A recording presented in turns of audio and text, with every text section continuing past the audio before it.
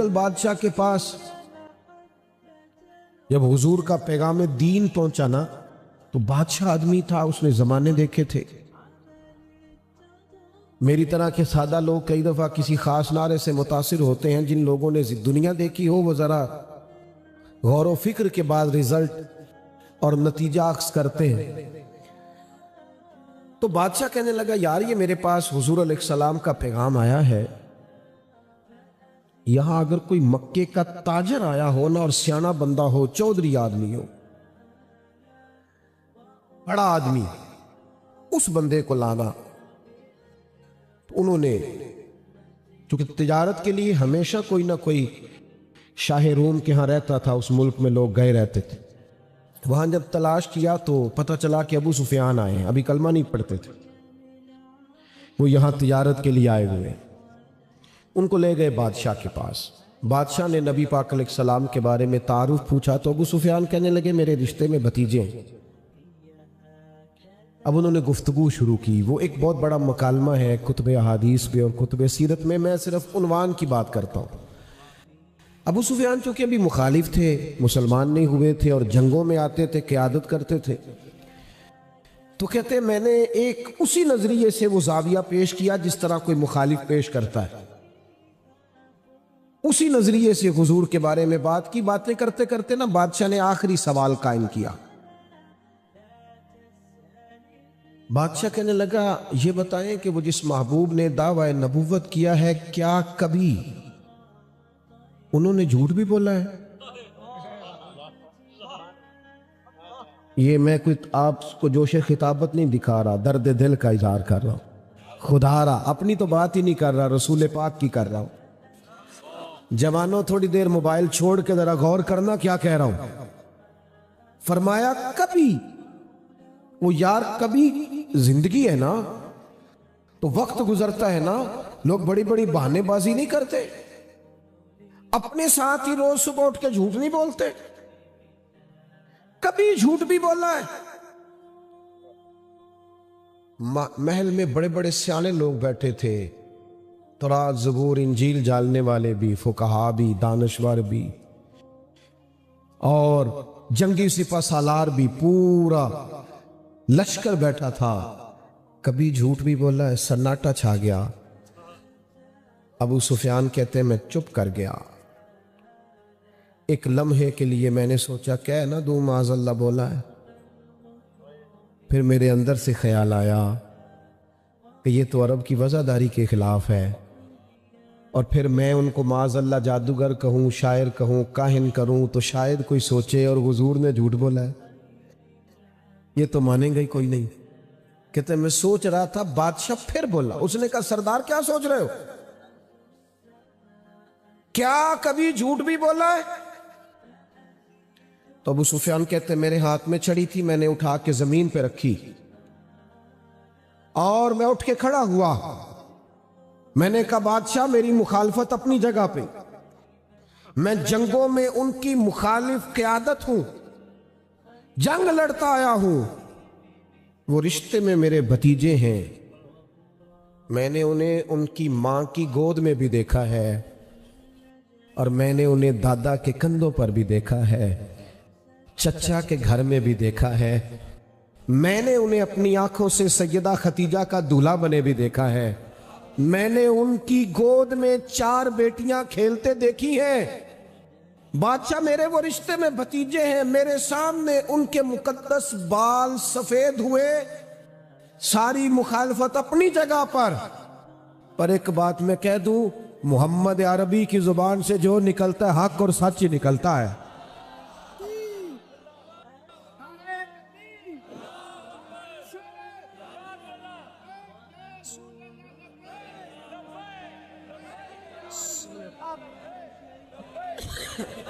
کہا کبھی کبھی انہوں نے اپنی زبان سے جھوٹ کا لفظ ادا، اور یارو ذرا یہ تو حضور کی پہلی ادا ہے، یہ تو پہلی سنت ہے، اسی پر توجہ نہ رہے اگر قوم کی تو کبھی نہیں نکلا۔ بادشاہ تھا نا، میں نے کہا عام آدمی کو متاثر کرنا آسان ہوتا ہے، اور وہ بادشاہ تو مطلق بادشاہ ہوتے تھے، ان کی تو پائے بڑے مضبوط ہوتے تھے کرسیوں کے. بادشاہ نے چادر اٹھائی کندھے پہ رکھی, اور جب بادشاہ اپنے کمرے کی طرف پلٹا تو ابو سفیان کہنے لگے اتنے سوال اتنے جواب تو نتیجہ. اتنے سوال آپ نے قائم کیے اور میں نے جواب دی, کوئی نتیجہ؟ تو بادشاہ نے پلٹ کے دیکھا, کہنے لگا سردار نتیجہ تو نکل آیا نا یار. کہا کیا؟ کہا آپ نے کہا کبھی انہوں نے جھوٹ نہیں بولا.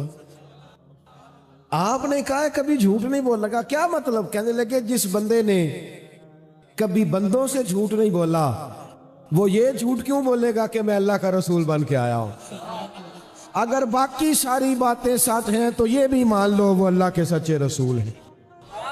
اسیر دشمن کی چاہ میں بھی, مخالفوں کی نگاہ میں بھی, وہ امی ہے, صادق ہے, معتبر ہے, میرا پیغمبر عظیم تر ہے, میرا پیغمبر عظیم تر ہے. لگے جو مزدور شاہ ایسا, نہ دھن نہ دولت سربراہ ایسا, اس عرش نشی کا زمین پہ گھر ہے, میرا پیغمبر عظیم تر ہے. جب آپ احترام کرتے ہیں نا, یعنی ایک بندہ دیتا ہے مسجد میں چندہ اور ساتھ وہ خطیب صاحب کو کہتا ہے کہ اگلا جمعہ اس موضوع پہ پڑھانا, حالانکہ ان پڑھ بندہ ہے, مشورہ دیتا ہے کہ جناب فلانی فلانی تقریر بھی کیا کریں, اس سے نقصان کیا ہوتا ہے؟ محسوس ہوتا ہے کہ یہ نا اس کو ادب نہیں آتا, اس نے قدر نہیں جانی. لیکن لاکھوں خرچ کرتا ہے اور جب بات کرتا ہے تو اس کے دھلے ہوئے جملے ہوتے ہیں, اس کو لہجے کا وضو نصیب ہوتا ہے. وہ آگے کہتا ہے جناب اگر آپ مناسب سمجھیں تو ایک چھوٹی سی گزارش میری بھی مان لیں, تو آپ یقین کریں کہ وہ جس کو وہ کہہ رہا ہوتا ہے نا, وہ بات بھی مان لیتا ہے اور دعا بھی دیا کرتا ہے. اہل فضل کی کبھی بھی, بڑے لوگوں کی کبھی بھی بے ادبی نہ کریں. لوگوں نے اپنے من کی خواہشات کے لیے بڑے لوگوں کی بے ادبیاں شروع کی. یاد رکھنا, جو قوم اپنے بڑوں کی, اپنے اسلاف کی بے ادب ہو جاتی ہے, اس کی تاریخ مسخ کر دی جاتی ہے. کبھی بھی بے ادب نہ ہو. میرے نبی پاک علیہ السلام نے 2 جملے کہہ کے اس مضمون کو سمیٹ دیا. فرمایا جو چھوٹے پہ شفقت نہ کرے, بڑے کی عزت نہ کرے, ہم میں سے ہے ہی نہیں. اپنے بڑوں کا اکرام کریں, اپنے بڑوں کا, اپنے اساتذہ کا, مشائخ کا, امت کے بڑوں کا. لوگوں کی زبانیں کھل گئی ہیں اولیاء اللہ کے بارے میں, لوگوں کی زبانیں کھل گئی ہیں ائمہ مجتہدین کے بارے میں, لوگوں کی زبانیں کھلی تو ذرا سی اوقات نہیں آدمی کی اور وہ حضور کے صحابہ پہ بات کرتا ہے. تو دیکھ تو صحیح, اپنی حیثیت کا تو تعین کر. یہ تو وہ لوگ ہیں جنہیں چہرہ والضحیٰ دیکھ کر حضور کی نظر کرم نصیب ہوئی ہے, تو ان کے بارے میں بات کر رہا ہے. حضور کا ہر صحابی, دیکھو میں کیا کہہ رہا ہوں, اور آپ کبھی میرے جملوں پر غور کریں اور آپ میری باڈی لینگویج دیکھیں تو میں طاقت ایمان سے کہہ رہا ہوں, انشراح صدر سے کہہ رہا ہوں کہ مدینے والے کے ہر صحابی کا یہ مقام ہے کہ وہ آسمان ہدایت کے ستارے ہیں. اس لیے کبھی بھی ادھر ادھر کی کسی گمراہی کا شکار نہ ہونا. یہ لوگ تو اپنی چھوٹی سی دکانداری چلانے کے لیے امت کا سارا پیچھے کردار مشکوک کرنا چاہتے ہیں. اور یاد رکھنا, صحیح العقیدہ ہونا چاہیے, بس صحیح العقیدہ ہونا چاہیے.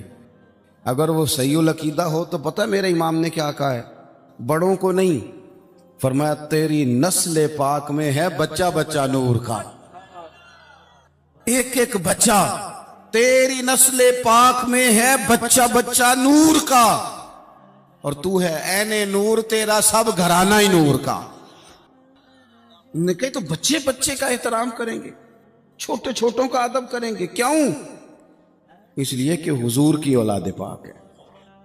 ہم تو استاد کے بچے کا بڑا احترام کرتے ہیں, ہم تو شیخ کے بچے کا بڑا احترام کرتے ہیں, اور جو مدینے والے کی اولاد ہو اور اسلحہ نال جو نیکی کریے تو نسلہ تاک نہیں بول دے. ہم کیسے بھول سکتے ہیں حضور کی اولاد پاک کا احترام؟ لیکن کوئی ضروری ہے کہ آپ صحابہ کا ذکر کریں گے تو اس میں آپ اہل بیت کی تنقیص شان معاذ اللہ کریں گے اور آپ اہل بیت کا تذکرہ کریں گے تو وہ صحابہ کی شان گھٹائے بغیر مکمل نہیں ہوگا۔ ایسی ناپاک جسارتوں سے امت کے اندر تکلیف بڑھتی ہے، آزمائش آتی ہے، اور پھر نئی نئی تحقیق کی ضرورت کیا ہے؟ تحقیق وہ ٹھیک نہیں جو داتا علی اجمیری نے کی ہے، جو خواجہ اجمیر نے کی ہے، جو امام ربانی نے کی ہے، جو امام احمد رضا فاضل بریلوی نے کی ہے۔ ادھر ادھر جانے کی کیا ضرورت؟ اس لیے پہلے تو اہل، اور دوسری بات، جتنے بھی اہل فضل تھے نا، وہ کئی دفعہ نا ابا جی اور چاچا جی کی لڑائی ہو رہی ہو نا، ابا اور چاچا کی، تو بیٹا چھلانگ لگا کے بیچ میں لڑائی میں اپنے ابا کی حمایت میں آ بھی جائے نا، چاچے کی مخالفت کرے، ابے کی حمایت میں بات کرے، تو والد صاحب فٹک پتہ کیا کہتے ہیں؟ چلے پتر تو چپ کرے، ساڈا پراواں پراواں دا مسئلہ، تو اپنے قد کاٹھ میں رہ، تو اپنی حیثیت میں رہ، تو چھوٹا ہے، تیرے والا مسئلہ۔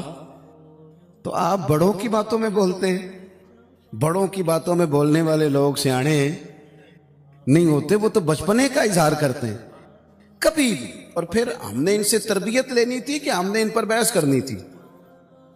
کبھی آپ نے دیکھا ہے کہ ٹیچر آئے پڑھانے کے لیے کالج میں تو بچے اسے کہیں اپنی ڈگری دکھاؤ، تو وہ کہتا ہے تو دفعہ ہو نا کلاس سے، ڈگریاں بڑے دیکھا کرتے ہیں، چھوٹے نہیں دیکھا کرتے، ڈگری پرنسپل صاحب کو دکھاؤں گا، تیری حیثیت ہے تو میری ڈگری دیکھیں، تو اپنی اوقات میں رہ۔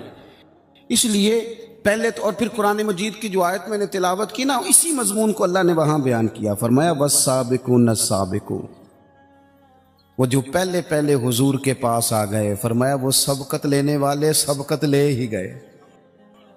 تو مالک اگر وہ پہلے آئے تھے تو پھر انہیں کچھ ملا بھی؟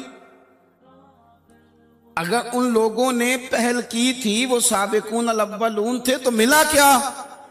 فرمایا وَالسَّابِقُونَ السَّابِقُونَ، سبقت لینے والے سبقت لے گئے، اولئک المقربون، یہی تو رب کی بارگاہ کے مقرب لوگ ہیں۔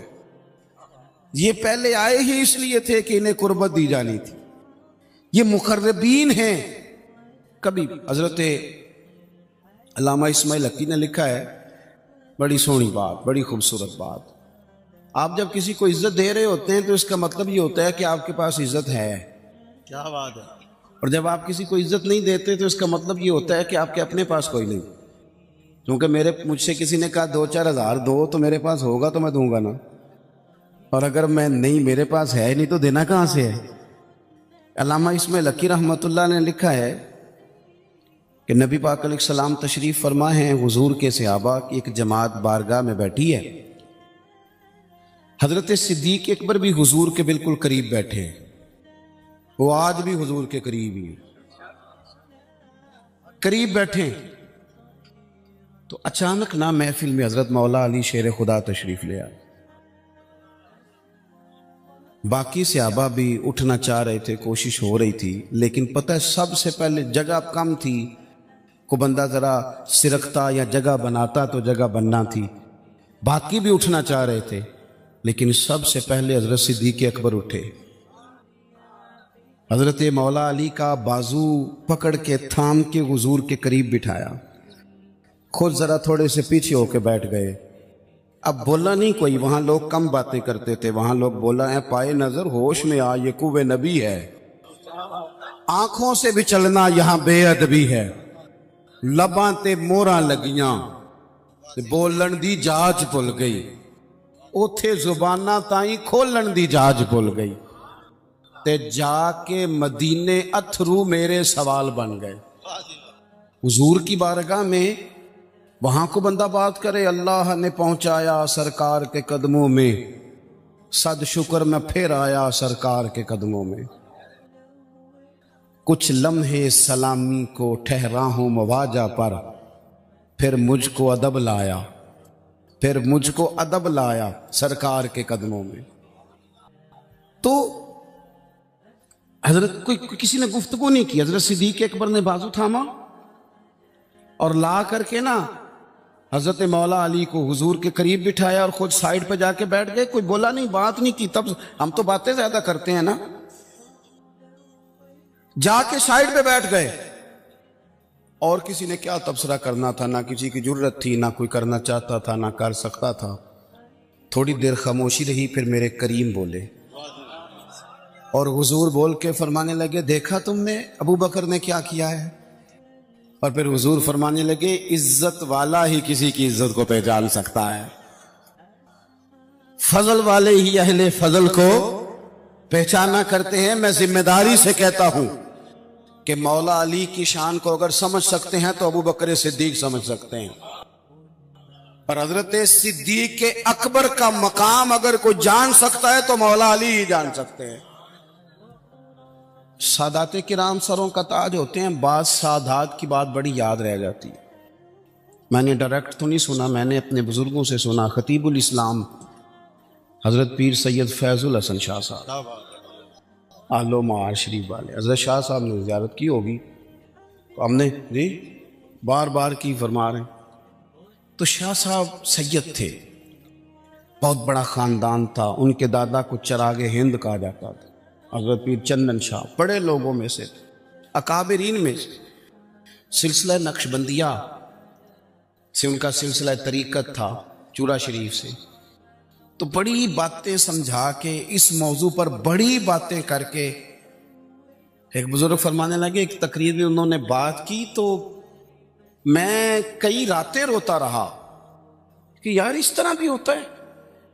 کہتے ہیں وہ تقریر کرتے کرتے کرتے کرتے کرتے کرتے بولے، اور ان کا انداز تھا، لہجہ تھا، روب تھا، دبدبا تھا، تنتنا تھا. اپنی بات کو سمیٹتے ہوئے کہنے لگے چلو میں نے دلائل تمہیں دے دیے، عقلی نقلی باتیں تم تک پہنچا دی، اب میری ذاتی بات بھی سنو. کہنے لگے میں سید ہوں، پتر ہوں مولا علی کا، پر میں مرید ہوں ابو بکر صدیق کا. میں سیدنا ابو بکر صدیق کا مرید ہوں. وہ جس بزرگ نے مجھے بات بتائی ان کا سالوں سے تدریس سے رشتہ ہے. کہنے لگے ایک سید کے لہجے کا وہ حسن اور گفتگو کا وہ انداز. کہتے میں کئی راتیں روتا رہا. میں نے بڑی چیزیں پڑھی تھی اس عنوان پر، رحماء بینہم کے تحت بڑا کچھ پڑھا تھا، پر یہ انداز، یہ رنگ، یہ سچے لوگوں کا طریقہ تھا، دیانتدار لوگوں کا طریقہ تھا. انہوں نے اپنے ذوق کے ذریعے سے ہمیشہ قوم پر مثبت اثرات چھوڑے. اللہ ہمیں سمجھ عطا فرمائے. تو ایک تو کبھی بھی اہل فضل کی عزت میں کبھی بھی کمی نہ. آج ہم ذکر کر رہے ہیں نا امام حسین کا، امام حسین رضی اللہ تعالیٰ عنہ، میرے جیسے بندے کی تو زبان نہیں اس قابل نہیں کہ ان کا نام لے سکے. کہاں سیدنا امام حسن اور کہاں سیدنا امام حسین اور کہاں ہم لوگ. ہماری حیثیت ہے، ہم تو یہ تو وہ لوگ ہیں جن کا نام ذریعہ نجات ہے، جن کا تذکرہ ذریعہ نجات ہے. ان لوگوں کے ساتھ جب سے یہ بحث معاشرے میں بڑھی ہے نا، جب سے لوگوں نے شکوک بڑھا دی ہیں، آپ یقین کریں صحابہ اور اہل بیت کے ساتھ جو وارفتگی تھی نا لوگوں کی، وہ جو ذوق تھا، کسی کا بھی نام آتا تھا تو لوگ مچل جاتے تھے. اب تو کسی ایک کا ذکر شروع کرتے ہیں تو کانوں میں خارش شروع ہو جاتی ہے، لوگوں کو پریشانی ہونے لگتی ہے، پھر یہ فلانے کا تذکرہ ہونے لگا. بھئی آپ کیوں پریشان ہو رہے ہیں؟ یہ سارے اسی دریائے محبت کی نہریں ہیں جس کو مدینے والے محبوب نے اپنے دست مبارک سے چلایا ہے. آپ کیوں یہ کام کرتے ہیں؟ کیوں انتشار کا سبب بنتے ہیں؟ نہ کرے گی آپ کی مہربانی. اللہ آپ کو سلام. سب کو ایک جیسی گرمی لگ رہی ہے، ویسے تقریر کرنے والے کو تھوڑی سی زیادہ لگتی ہے باقی لیکن یہ کہ میں چونکہ بہت سارے لوگ بیٹھے ہیں تو یہ مناسب نہیں لگتا مجھے بات کرنے دیں. اللہ آپ کو، آپ غور کریں جی میری بات پر.